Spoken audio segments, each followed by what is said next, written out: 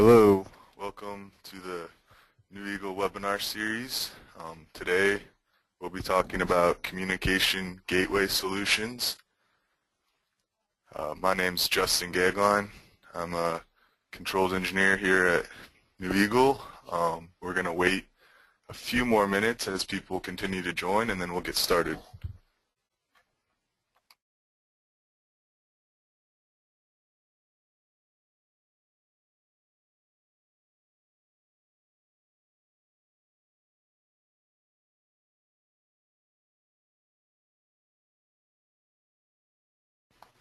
While we're waiting here, I just wanted to alert you to the fact that on the GoTo webinar sidebar there's a chat section, and you can enter questions as we go through the webinar, and our team here will help either answer them during the presentation or then answer them at the end if they don't fit well. So please feel free to use that.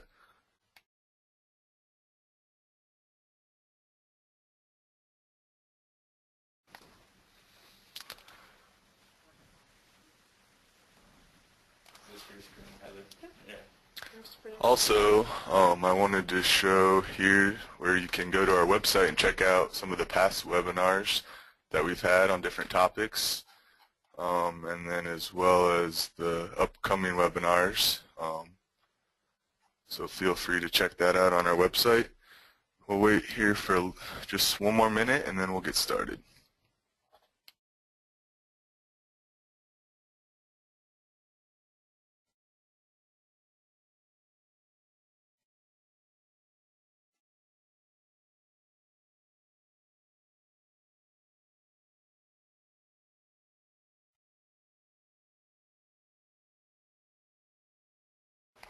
All right, we're going to go ahead and get started here. Again, my name is Justin Gagline. I'm a controls engineer here at New Eagle, and we're going to be going over communication gateway solutions. We had previously named this CAN gateway solutions, but we wanted to open it up and include some other considerations for doing a communication gateway. So here's our agenda. We're going to start with explaining communication gateways, the problem, some of the different protocols, both hardware and software. We'll go through a few examples, and then we'll present our solution to those problems. And then we'll go through a simple CAN gateway example in detail from start to finish, and then we'll address any questions that come up along the way.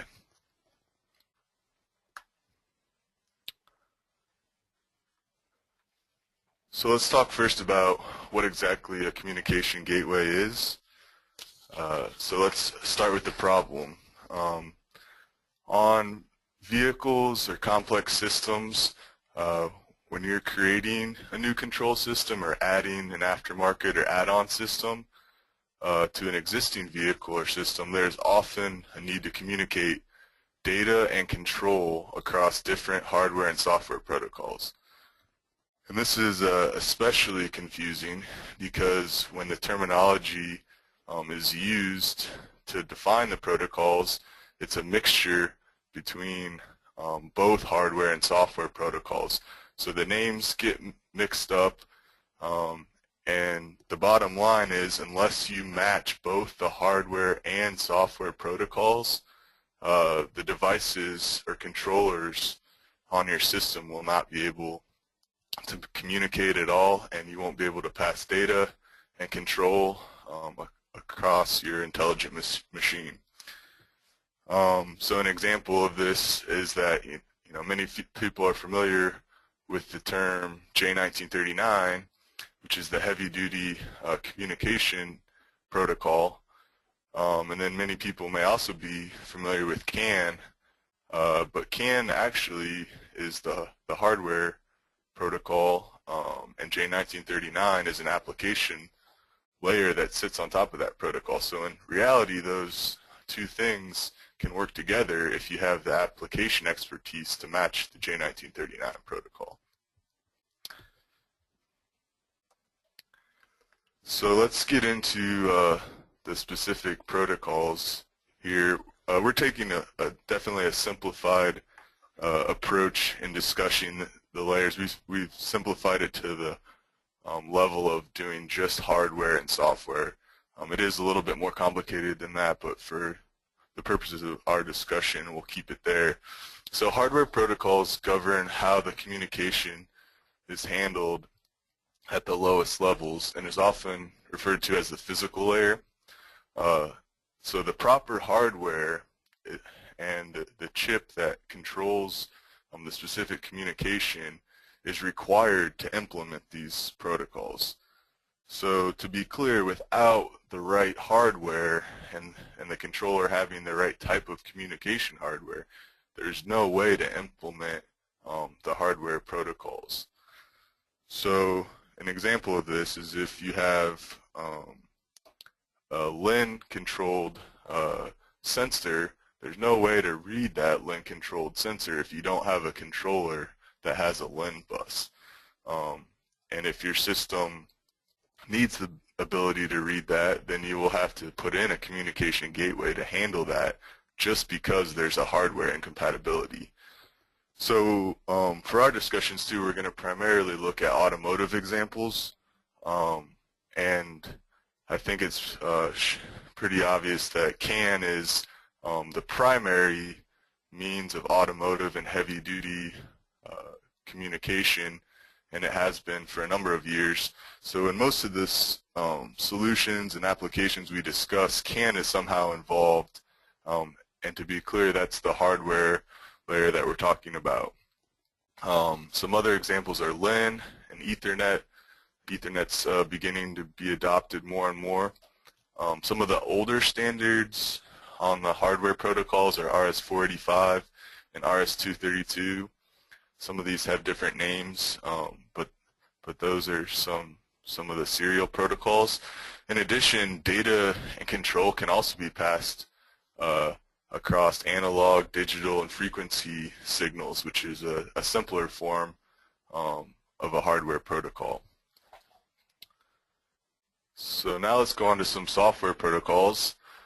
Software protocols govern how the communication is handled at both the application level and driver level. So this, again, has been kind of simplified a little bit, but this handles how the communication is passed across the physical layer and the way that the data is sent. And it has usually two pieces: a driver level, which is lower level, that packs the data and sends it according to the hardware protocol. And then there's an application level that handles how the information is sent, the way that you present the data. And some examples of that, so again, this is referring to the software protocols, but the first bullet point there speaks to some CAN-specific hardware.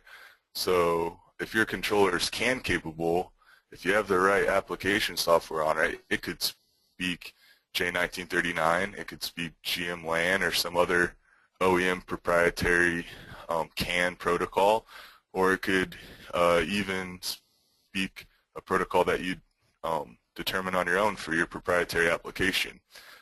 In addition, some of these application protocols have fairly complex diagnostic protocols such as UDS, OBD, or the J1939 DM services.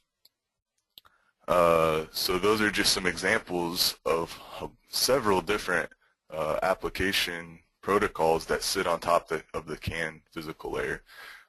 Another few examples are J1587, which is the older heavy-duty standard, sits on top of RS-485. SOME/IP is an evolving Ethernet standard. Another maybe simpler example of software protocol incompatibility is simply baud rates. A device on 250K baud cannot talk directly to a device on 500K baud. And then XCP and CCP govern some standards as to how to interface with software for calibration purposes. So these are all examples of software protocols that sit on top of the physical layers. So now let's talk about a few application examples of how a communication gateway controller is needed to pass information, data, and control from one protocol to another. The solution may be designed to use both hardware and software protocols, and in the end, these need to match up completely. So one example is on a heavy-duty truck that's older that may be outfitted with some new systems. You'll need to translate across the physical layer of J1587 at 485, RS485 to the CAN physical layer, and that will follow the J1939 protocol. So you would need a communication gateway to pass information back and forth. Some other examples are CAN to LIN, CAN to Ethernet. A software layer translation is simply changing the baud rate, picking up information on one speed of bus and passing it to a higher speed bus, for instance. Another application layer translation is maybe what's sometimes referred to as a body controller, where you're picking up information on the powertrain bus, maybe that's on J1939 or GM LAN, and passing it to a different protocol. And at the same time measuring some other discrete I/O and providing that information to the CAN bus. Some more advanced solutions that New Eagle has experience with is powertrain control, which can be used to sit in between different powertrain components and modify the command signals on an OEM system that are being used. For instance, you can use a communication gateway with some intelligence to modify the way that a transmission shift based on modifying the engine-specific signals being sent to the transmission. Another one is anti-idle. We can sit on the J1939 bus and use commands to turn on and off the engine and set the engine speed in order to help reduce the amount of time the engine idles, so we can do stop-start type things at the job site. And then another advanced solution is the diagnostics protocol handler, where you use a communication gateway to pass diagnostic information across pretty complex diagnostic protocols such as UDS or J1939 or OBD. So then let's talk about New Eagle's solution. So our solution to these problems is a diverse controller hardware offering to match the various hardware protocols that we discussed, because you have to have the right hardware on the controller to read the data, and then a powerful automated code toolchain to enable you to efficiently match the software protocols. And what we'll be looking at today is our Raptor toolchain. So we're going to go through now a simple CAN gateway example, because like I said, CAN's the most common automotive and heavy-duty communication hardware protocol. So here's our scenario, and I think I hinted at this before, but in the J1939 standards, moving to 500 kbaud as the official bus speed in order to handle additional bandwidth.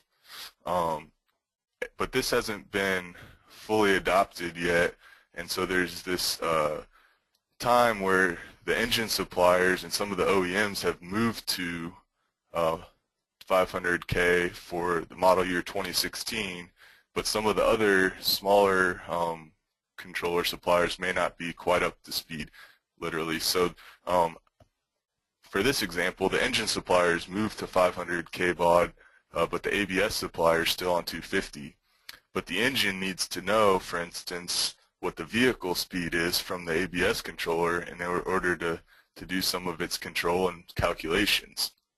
Additionally, for this example, let's say that there's not a module on the truck to read the cruise control switches, and we've simplified it to just one switch for this application, but something needs to read that digital input and put that information on the high-speed J1939 bus so that the engine can use it.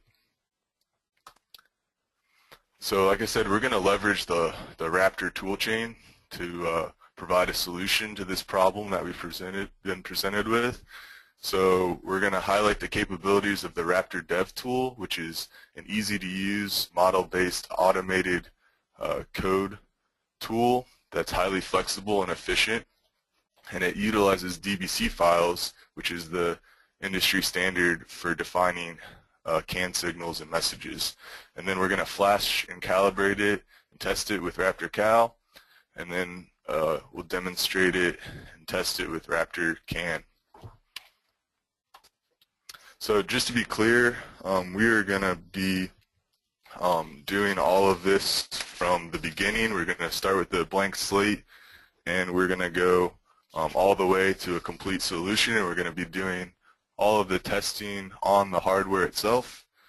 And so I just wanted to make sure that that was clear. So what I have here, you can see on my desk, is a controller that has 2 CAN channels selected, a 2 CAN channel capacitor, and a power supply, and it's connected to my PC.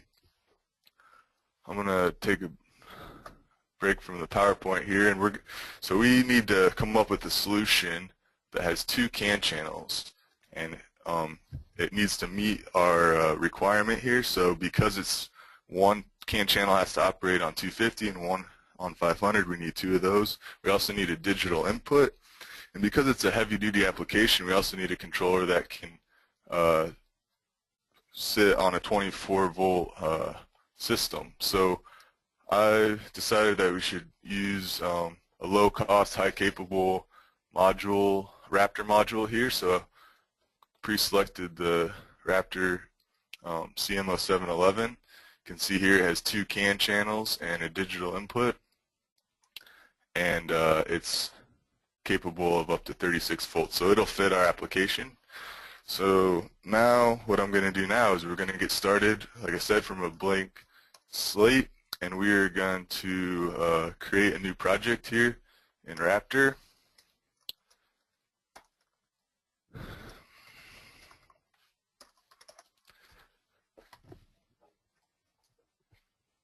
And this solution we're going to build from the ground up to meet the needs of our scenario. So see, when we open here, we're going to have a pick our target that we selected here, the 36-pin 0711, and we need to set it up to utilize both CAN channels on this device. So we're going to change this one to be CAN 2 and set it for 500. So this will serve as our bus that the engine's sitting on, and this will serve as, CAN 1 will serve as the bus that the ABS controller is on in our application. So we got a counter here, which is good. That lets us know that our software is running. And I'm going to pull in, leveraging here the Raptor library, I'm going to pull in a receive message, and I'm going to load a DBC file that I have here so that it can pull in the information. So this is a pretty unique feature of Raptor, is that it uses DBC files, so there's no confusion in converting from the raw CAN data into engineering units. So I'm using here the CCVS message from J1939, which represents the message that has wheelbase vehicle speed in it. And we don't need all these signals, so I'm just going to simplify it and just bring in wheelbase vehicle speed from the ABS controller.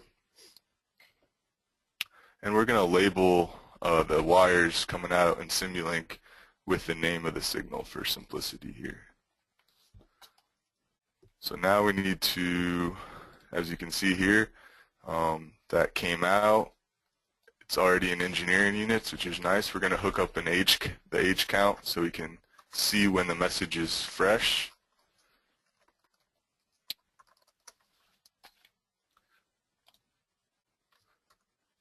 And we're going to then pass that information on to the high-speed bus, so we're going to need to put in a CAN transmit message. We're going to load that same DBC file, And I've pre-built a version of that same message that has a slightly different ID just to show that you can move IDs, and then it'll be easier when I'm demonstrating it to see it as well.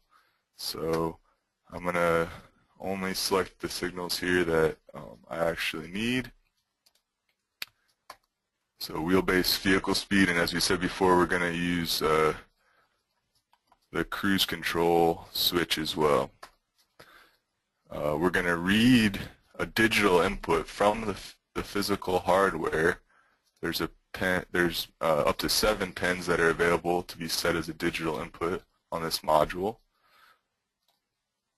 So we're going to read that, so we need to bring in our digital input here. So I'm going to select a digital input from the Raptor library. I'm going to zoom in here a little bit. So we're going to select just input 2 here. We're going to assume it's a switch to 5 volts. You can select the pull up and pull down strength, which is a nice feature. And it's coming out here as a Boolean that I'm just going to hook up directly to the cruise control switch. We probably want to also hook up some overrides and probes so we can see exactly what's going on here. So I'll need to go ahead and do that. And nice thing here is you can set it to inherit the names. You just got to check that box. We're also going to fill the unused bits with 1 to follow the J1939 protocol. So I need to, forgot to set the transmit rate there. You can set the transmit rate here with this box, which is nice. And then we're going to also use a nice feature of the Raptor blocks that lets you add a measurement or probe to your override. Okay, so let's go ahead and perform an update.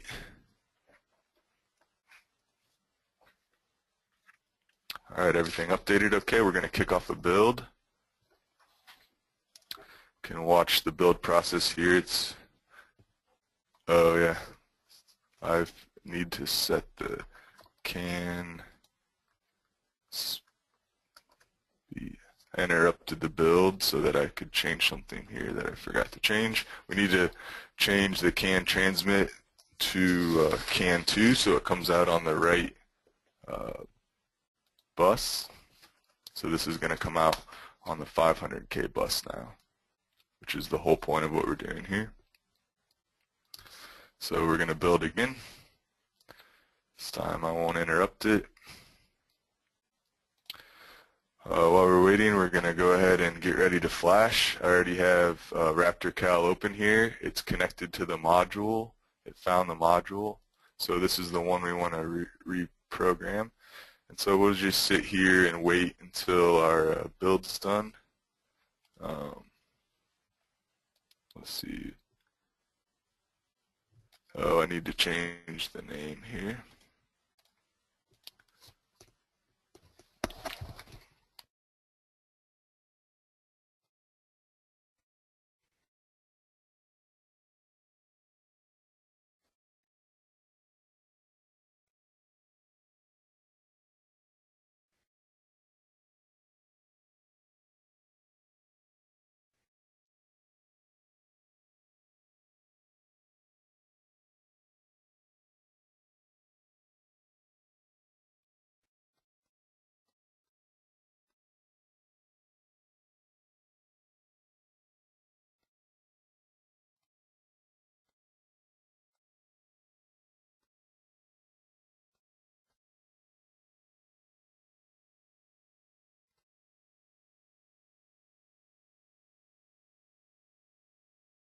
Alright, I had a couple errors in my model there, so let's try that again.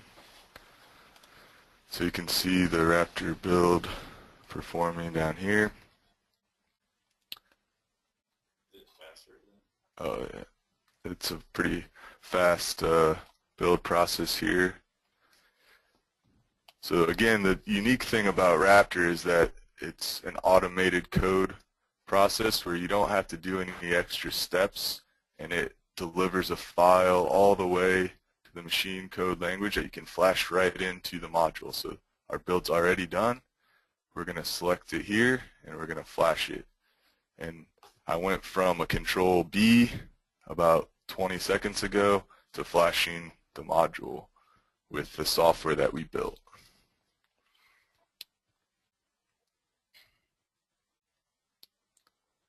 So it finished, opened up a new window here. We're going to pull in to our foreground.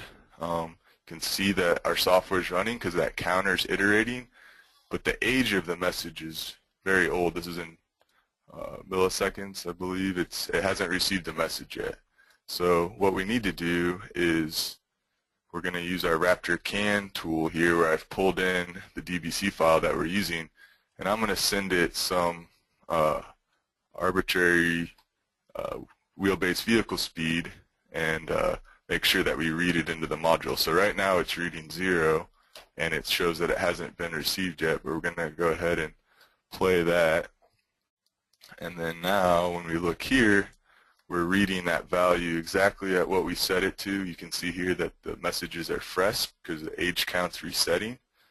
And then if we go ahead and open CAN King, we'll be able to see that it's passing it from, because I'm using a 2-channel capacitor, and this is actually physically on the hardware, the 2 physical CAN buses, and you can see here, this is the message being sent out by our Raptor CAN tool. It's being read by the module and then passed on, and you can see these 2 bytes here represent the raw value for this vehicle speed value. So if I change that, it'll change on here as well. So you can see now that's a new value, and it also changed with how we're reading it here. And you know that we're reading it because I can override it, and it'll set it to 0 on the one that we're sending out, but it's still being sent by the Raptor CAN tool on the first channel. So that shows you that we're passing the information on. We could choose, as you can see here, to modify it in some way if you'd like. Another thing is that the cruise control, that digital input, that state also shows up on the CAN bus in this part of this byte here. So if I set that to 0, then it shows up out on the CAN bus as a C instead of a D. So that shows you a very simple example of how you could read a digital input for cruise control, and that would cause it to show up correctly on the J1939 bus now as sent to the engine, and how you could pass a slower baud rate information for vehicle speed onto the higher speed bus. So that's a simple example and shows the powerful capability of our tool. So let's go back here, and we could continue to add functionality to that model and do some more advanced features, but for the purpose of time, let's continue to move on. So just to be clear here, we did some simple application development in Simulink, and then we used our Raptor build engine with this controller architecture to push it all the way into this 0711 module. And the nice thing about Raptor is that that application now is portable to any of the Raptor controllers, and you can move that software very easily between these different devices. So for those of you that aren't familiar with New Eagle, we are a control system solutions company. We have 3 main parts of our business. We supply production-ready equipment, typically only available in large volumes. We leverage that high-volume parts and are able to sell that on to you through our key partners. We also have a consulting business where we provide engineering expertise to deliver turnkey solutions that then we can hand off to you. And then we have a products group as well that is continuing to develop the software, products, and tools, as well as hardware solutions to fit the unique needs of our customers. So there's a number of relevant demonstrations on some of our tools here, as well as the previous webinar links on our website. So please feel free to check those out. Now we're going to move into a time for questions. So please submit those questions through the panel, and I'll be sure to address them.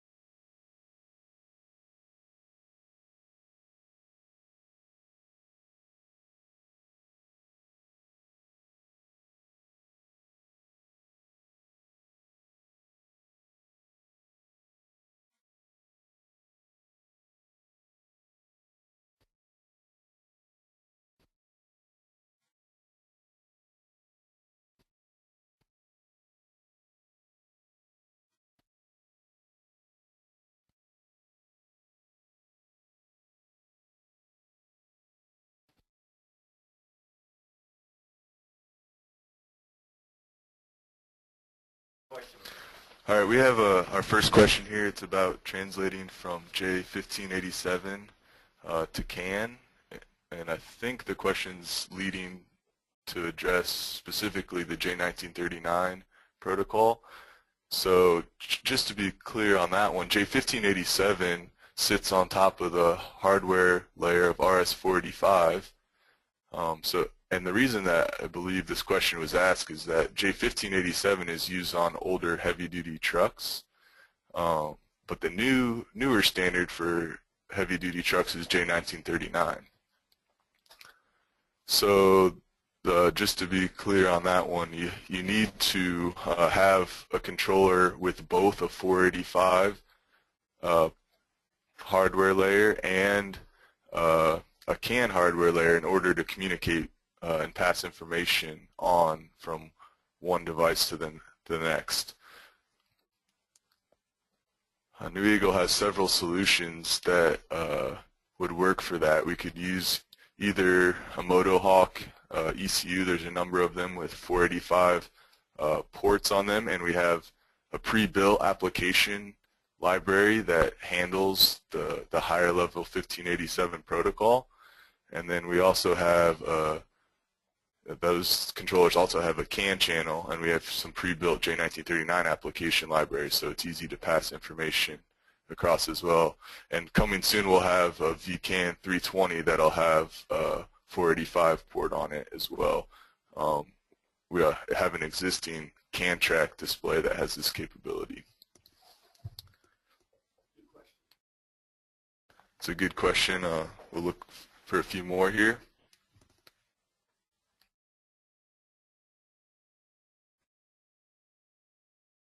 All right, we got another question here. What about Ethernet? It's kind of an evolving standard, and the question I think is about CAN to Ethernet. So we have a new Raptor module that's capable of handling that. It's the BCM48. I can show you that here on our website.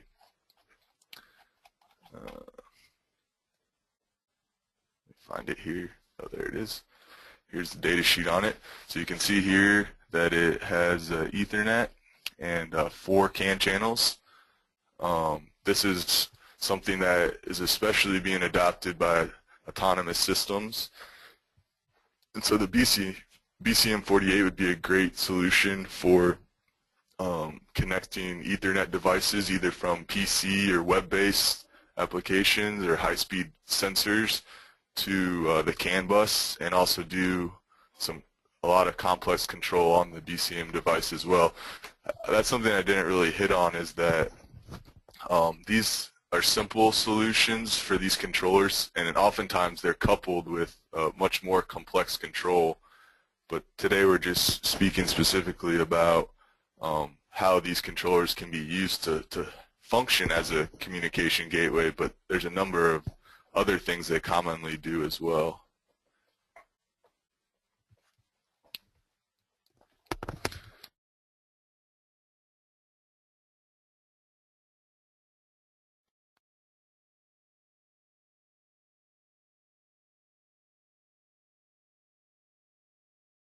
All right, there's a question here about using a gateway controller to have CAN, LIN, and FlexRay protocols.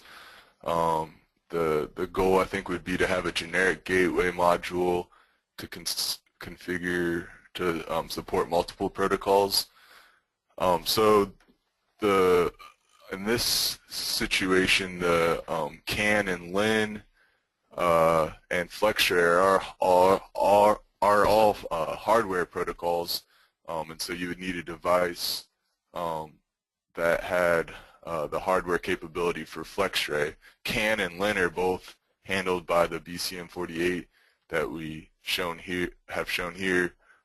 New Eagle's solution is to, for the most part, leverage high volume hardware and not get caught in the development and validation of new hardware. So we just need to identify a controller that has these three hardware layers, and we can put Raptor on that controller and give you the generic gateway that you desire.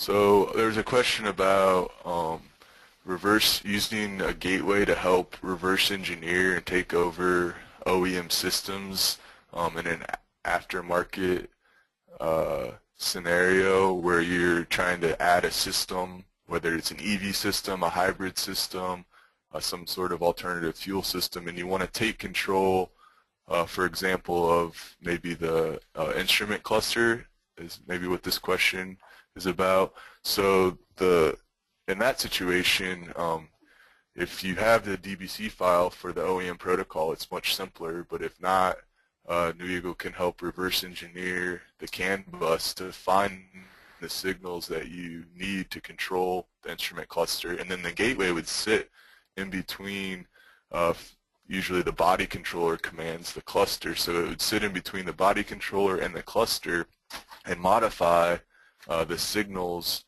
that are used to command the cluster via some other external source, maybe your supervisory controller, and this would allow you to take complete control of the cluster. Another example for putting gateways on OEM systems is, like I mentioned before, sitting in between powertrain components and modifying the commands passed back and forth between the engine and transmission, for example, so that you can have the transmission do different things depending on what your application desires. There's a lot of complex logic in these translations, and so using Raptor, you can either handle that yourself or you can have New Eagle help you get set up with a good template to get started.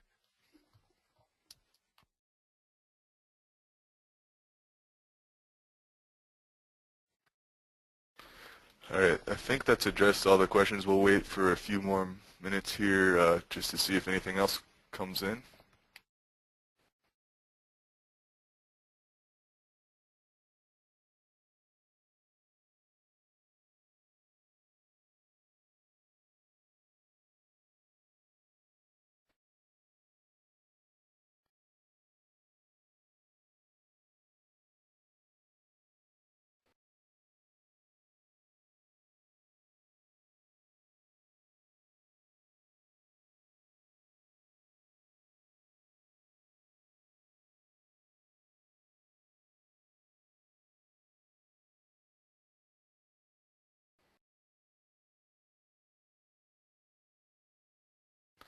The